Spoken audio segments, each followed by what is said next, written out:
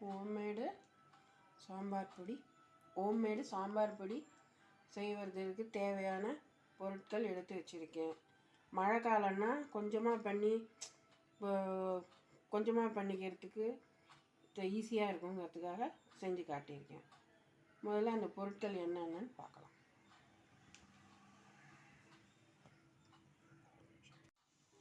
மிளகாத்தூள் 75 கிராம், தனியா 75 கிராம், துவரம்பருப்பு 1 கப்பு, சின்ன கப்பால் 1 கப்பு,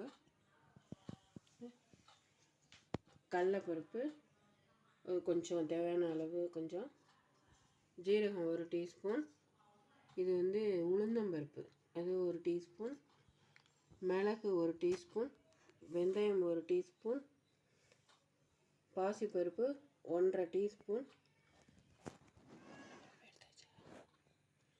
கடுகு கொஞ்சம் ஒரு 1/4 டீஸ்பூன் போட்டுக்கலாம், கருவேப்பிலை தேவையான அளவு. இதெல்லாம் வெறும் ட்ரை ரோஸ்ட் பண்ணணும். எண்ணெய் ஊற்றாமல் அப்படியே ட்ரையாக போட்டு வானலியில் வறுத்துக்க வேண்டியது. வறுத்துட்டு அப்படியே பொடி பண்ணிட்டாக்க நமக்கு சாம்பார் பொடி ரெடி ஆகிடும். இந்த துவரம்பருப்பு ஒன்றா வறுத்து ட்ரை ரோஸ்ட் பண்ணிக்கணும். எண்ணெய்லாம் ஊற்றக்கூடாது, ட்ரை ரோஸ்ட் பண்ணி எடுத்துக்கணும்.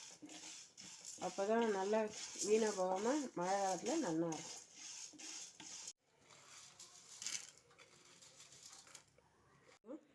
ட்ரை ரோஸ்ட் பண்ணி வச்சுருக்கேன். ஓரளவுக்கு லேசாக வாசனை வர வரைக்கும் வறுத்து வச்சுருக்கேன். அவ்வளோதான், ரொம்பவும் வறுக்கக்கூடாது. இதோ பாக்கியெல்லாம் இப்போ ஒன்றா ஜீரகத்தை தவிர மற்ற எல்லா பொருட்களும் சேர்த்து போட்டிருக்கேன். துவரம்பருப்பையும் இதையும் வறுத்து வச்சாச்சு, கடலைப்பருப்பும் மற்ற வச்சுருந்த பொருட்கள் எல்லாம் போட்டாச்சு. இதெல்லாம் சேர்த்து சூடு காட்டி எடுத்துக்கணும். ஜீரகத்தை ரொம்ப நேரம் ஃப்ரை பண்ணோம்னா அதோட ட்ரெடிஷ்னல் இது போயிடும், மருத்துவ குணம் போயிடும். அதுக்காக ரொம்ப நேரம் வறுக்கக்கூடாது.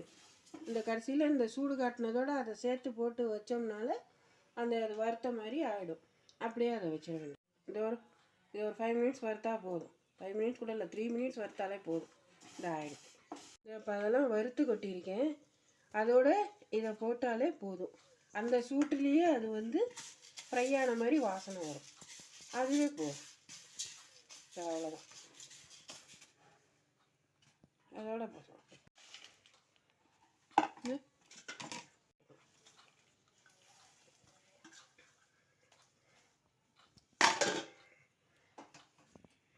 ரெண்டையும் போட்டு மிளகாவை காம்பு இல்லைனாக்கா மிளகாயை காம்பு ஆஞ்சிட்டு வறுக்கணும்னா அதில் இருக்கிற அந்த விதையெல்லாம் கொட்டி உள்ளுக்குள்ளே இருக்கிற அந்த விதையெல்லாம் கொட்டி அந்த மிளகாயெல்லாம் வேஸ்ட்டாக பண்ணிடும்.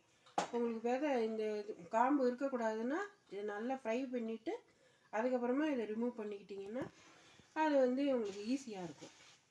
வறுக்கரிச்சு அதை காம்போடு வறுத்திங்கன்னா தான் உங்களுக்கு நல்லது. அதனால தான் மிளகாவும் ஒரு 2 மினிட்ஸ் வதங்கினா போதும். சும்மா சூடு காட்டிக்கிறதுக்கு தான். இந்த சாம்பார் பொடி நான் அரைச்சி காட்டியிருக்கேன். இதோ கொஞ்சம் கொஞ்சமாக சளிச்சு எடுத்து வச்சிட்ருக்கேன். சளிச்சு எடுத்து வச்சா கொஞ்சம் நைஸாக நல்லாயிருக்கும். ரொம்ப டேஸ்ட்டாக இருக்கும் இந்த சாம்பார் பொடி. செஞ்சு பாருங்கள். மஞ்சள் பொடி 3 ஸ்பூன்,